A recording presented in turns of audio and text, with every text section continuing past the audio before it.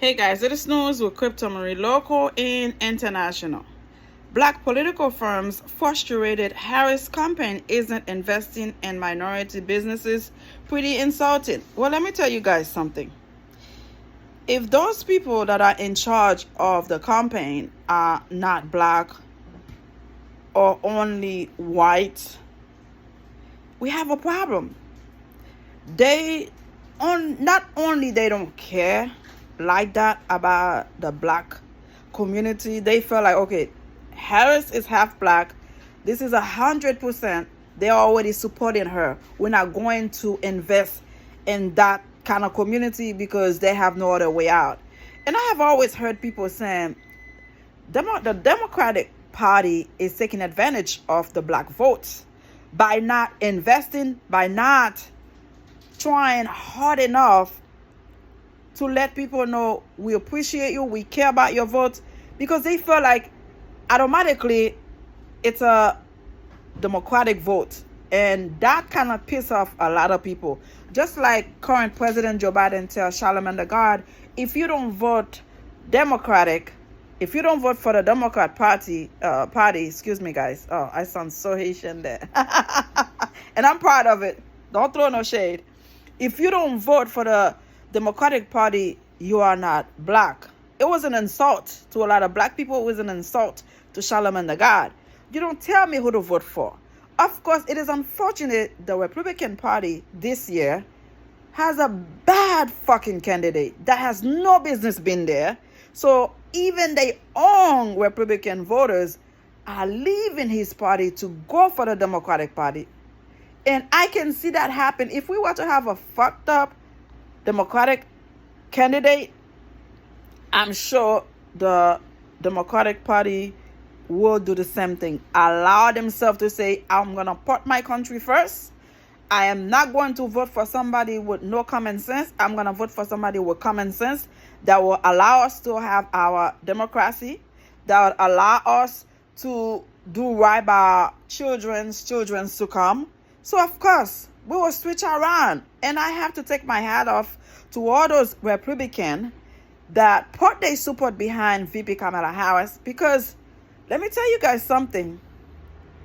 Those people that are supporting former Orange men, knowingly this man has no business being the candidate for so many reasons. I don't have to explain it. If you have been watching my channel, you know for sure I don't appreciate this man disrespecting black, especially Haitian. I'm a Haitian woman from Haiti. When I was 16, I came to America. Thank you to my mother that worked hard, brought me here and my brother.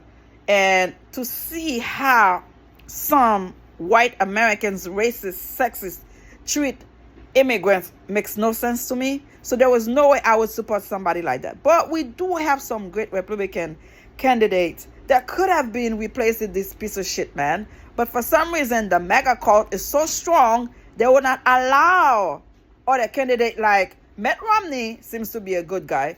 Vance, the former VP for former Orange men, seems to be somebody that have common sense, okay? Nobody from Florida, they no good. I don't have to mention them. Y'all know what I'm talking about. Some of them are worse than JD Vance, worse than former Orange men. Nobody in Florida should become president in the United States. People in charge right now, they no good. I don't have to mention name. All I know, they no good. They stand for nothing, all right? So at the end of the day, when it comes to seeing people want this former Orange man back in the White House, it makes no sense. No sense. Let me go back to the story. I don't lose my thought. Black Democratic operatives are reportedly calling out the Harris campaign for avoiding minority-owned political firms in favor of white-owned ones. Notice, a product of a Albertan Journalist Institute, reported on a call made with Vice President Kamala Harris, presidential candidate, and Derek Johnson, the president of the NAACP. Please forgive me, guys. According to a person familiar with the call, Johnson and others were frustrated by the campaign for being on track to spend less money on black own firms than President Biden did in 2020.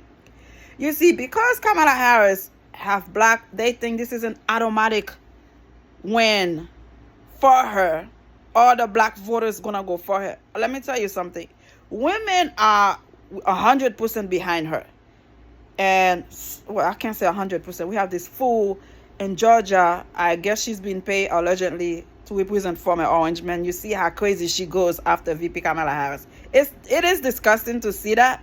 A black woman going after another black woman like that. It's just outrageous. But again, to go back to the story, when you see black votes automatically being taken for granted, you ask yourself, oh, this is what you think? I'm going to teach you a lesson. Of course, I don't want nobody to teach VP Kamala Harris a lesson right now.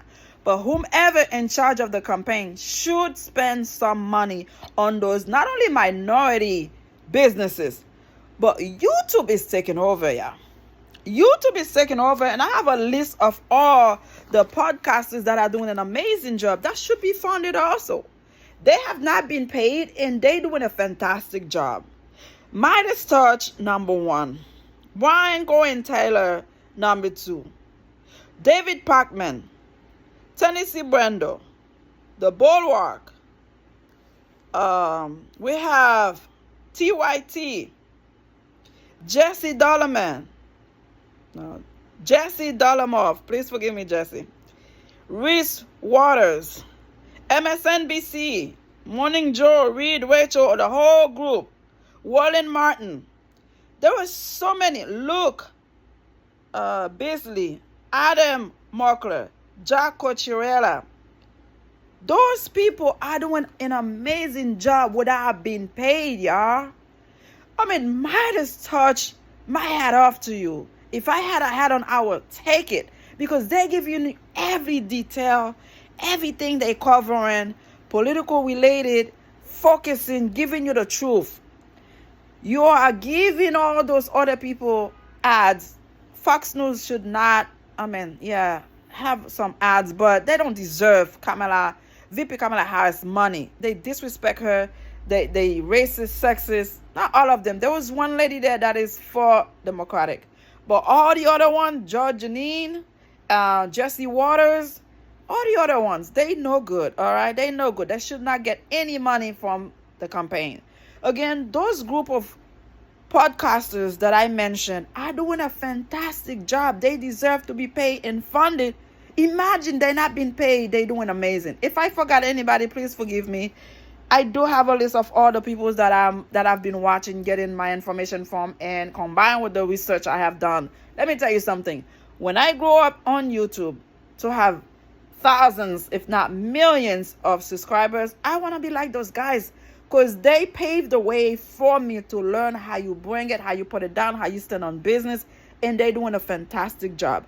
I strongly feel like they should be funded because they are covering information the TV news network are not covering, are not giving it to you like they are doing, and they should be paid for doing a fantastic an amazing job, because they're allowing millions of people to hear the truth for what it is.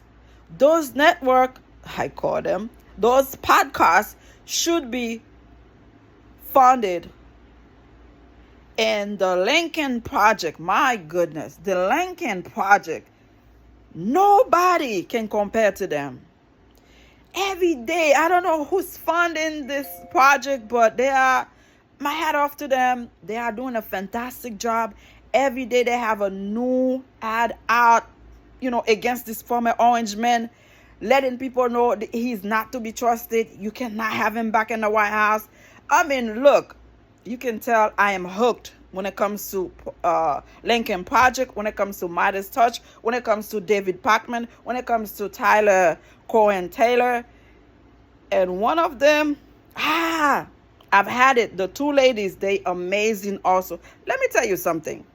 YouTube should be getting paid from those candidates, because YouTube allowing millions of people to hear the truth for what it is with no restriction, yeah? With no restriction, excuse me. You speak your mind, you tell the truth, And we have bias in TV networks right now. CNN is not what it used to be anymore. Fox News automatically is a thumb down. When it comes to MSNBC, yes, they're telling you the truth. They're telling you what you need to hear.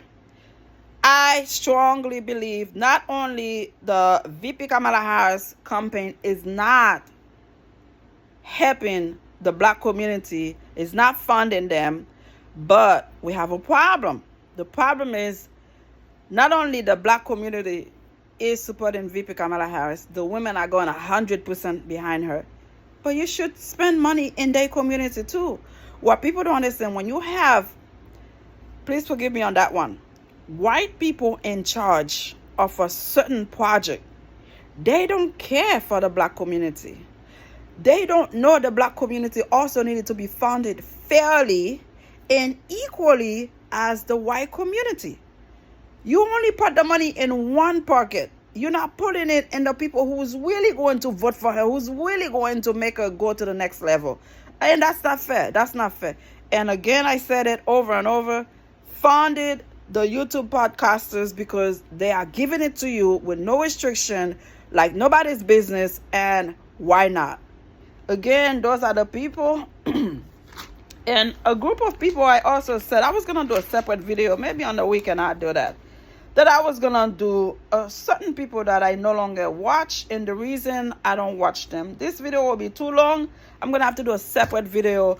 One for sure is the Hodges twins. Those twins, initially when I saw them, good looking guys, you know, I thought they have common sense, but then when I start listening to their political views, and you know, when they speak, they sound racist. You know, black people can be racist too. I don't think people know that. Not only white people, other background can be racist. We have black racist people within us. That's a different video, yeah. I don't want it to be too long. I have to start getting ready for work. Thank you for watching. Yes, black political firms frustrated Harris campaign isn't investing in minority businesses.